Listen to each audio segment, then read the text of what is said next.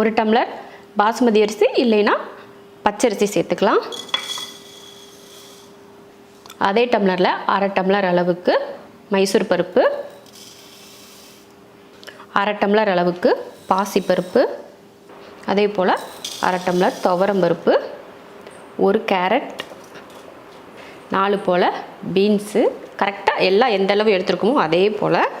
அடுத்து ஒரு 10லேருந்து 15 போல் சின்ன வெங்காயம், நம்ம கையில் இந்த மாதிரி ஒரு கையளவுக்கு பச்சை பட்டாணி, இதில் ஒரு 4 பல் பூண்டு, கூடவே ஒரு உருளைக்கிழங்கையும் எடுத்து வச்சுருக்கேன், அதையும் சேர்த்துடலாம். தக்காளி 2, இதெல்லாம் மொத்தமாக கழுவிடலாம். அவ்வளோதான், எல்லாமே இது போட்டிருக்கேன். தக்காளியை மட்டும் வெட்டி சேர்த்துக்கலாம். இப்போ தக்காளியும் வெட்டியாச்சு, இதில் சேர்த்துடலாம். கொஞ்சம் மஞ்சள் தூள், தேவையான உப்பு, கொஞ்சம் எண்ணெய், ஒரு 2-3 ஸ்பூன் அளவுக்கு எண்ணெய் ஊற்றிடலாம். 2 பச்சை மிளகாய், 1 ஸ்பூன் சாம்பார் தூள். இப்போ தண்ணி சேர்த்துருவோம்.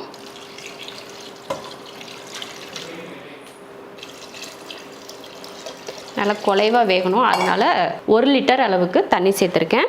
தண்ணி ஊற்றிட்டு இந்த மாதிரி கலந்து விட்டுறலாம். இதில் பருப்பு அதிகமாகவும் அரிசி கம்மியாகவும் தான் இருக்கும். இப்போ குக்கர் மூடி போட்டுடலாம். 5 விசில் விட்டு ஆஃப் பண்ணிக்கலாம். ஏன்னா குலைவாக வேகணும் இல்லையா, அதனால் ஒரு 5 விசில் விட்டு ஆஃப் பண்ணிப்போம். நான் வந்து இதில் 1 கப் அளவுக்கு சோயா எடுத்திருக்கேன். சின்ன சின்ன சோயா தான். இப்போ தண்ணி வந்து நல்லா கொதிக்க ஆரம்பிச்சிருச்சு. இப்போ அடுப்பை ஆஃப் பண்ணிவிட்டு சோயாவை சேர்த்துடலாம். இது ஒரு 10 நிமிஷத்துக்கிட்ட நல்லா ஊறட்டும், அதுக்கப்புறம் எடுத்துக்கலாம். ஒரு 10 நிமிஷத்துக்கிட்ட வச்சதுமே பாருங்கள் நல்லா வந்து ஊறிடுச்சு. இந்த மாதிரி சாஃப்டாக ஊறிடுச்சு. இந்த தண்ணியை வடித்து புளிஞ்சு எடுத்துக்கலாம். சோயா பாருங்கள் நல்லா புளிஞ்சு எடுத்தாச்சு.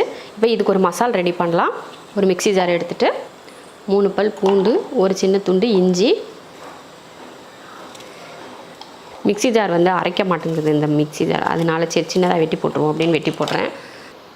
மிளகாத்தூள் 1 ஸ்பூன், மல்லித்தூள் 1 ஸ்பூன், கரம் மசாலா தூள் 1/4 ஸ்பூன், கொஞ்சமாக கசூரி மேத்தி, கொஞ்சமாக மஞ்சள் தூள், கூடவே நம்ம ஊற வச்சுருக்கோம் இல்லையா சோயா, அதையும் சும்மா ஒரு 10-15 போல் எடுத்து இதில் போட்டு இப்போ இதை அரைச்சி எடுத்துடலாம்.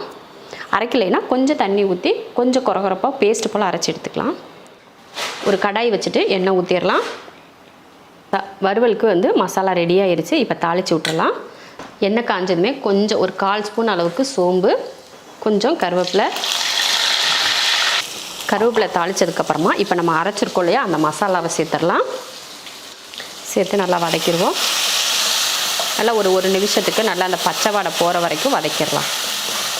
மசாலா வடை போனதுக்கப்புறமா நம்ம சோயாவை இதில் சேர்த்துருவோம். தேவையான உப்பு சேர்த்து கலந்துருவோம். தண்ணி எதுவும் இப்போதைக்கு சேர்க்க வேணாம். பத்தலை அப்படின்னா மட்டும் சேர்க்கலாம். ஏன்னா சோயாவில் சும்மாவே தண்ணி இருக்கும், அதனால அதிகமாக தண்ணி சேர்த்துக்க வேண்டாம்.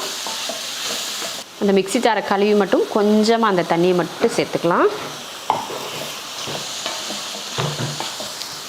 மூடி போட்டு ஒரு 2 நிமிஷத்துக்கு வேக வச்சிடலாம். நம்ம ஊற்றின தண்ணியெல்லாம் நல்லா வத்திருச்சு. இப்போ அந்த கொஞ்சம் ஈரப்பதம் வந்து சோயாவில் இருக்குது பார்த்திங்களா, அந்த ஈரப்பதம் போகிற வரைக்கும் நல்லா வதக்கி விட்டுறலாம். அடுப்பை வந்து நல்லா ஹை ஃப்ளேமில் வச்சுட்டு வறுத்துக்கலாம். அவ்வளோதான், சூப்பராக நல்லா இதாக நல்லா அந்த ஈரப்பதம்லாம் போயிட்டு நல்லா வெந்துருச்சு. சூப்பரான ஒரு சோயா வறுவல் ரெடி. பாருங்கள் நல்லா குலைவாக வெந்திருக்கு. நல்லா இந்த மாதிரி வெந்திருந்தாலும் நம்ம எடுத்து கரண்டி வச்சு இந்த மாதிரி கலந்து விட்டோம்னா நல்லா கொலன்னு வந்துடும். அவ்வளோதான். இப்போ நம்ம இதுக்கு கொஞ்சம் தாளித்து ஊற்றிக்கலாம். ஒரு கடாய் வச்சுட்டு எண்ணெய் ஊற்றிக்கலாம். காஞ்சதுமே கொஞ்சம் சீரகம், ஒரு 2-3 பூண்டு நல்லா வதக்கிறோம். ஒரு 2 வரமிளகாய், அடுத்து கொஞ்சம் கருவேப்பிலை போட்டுடலாம்.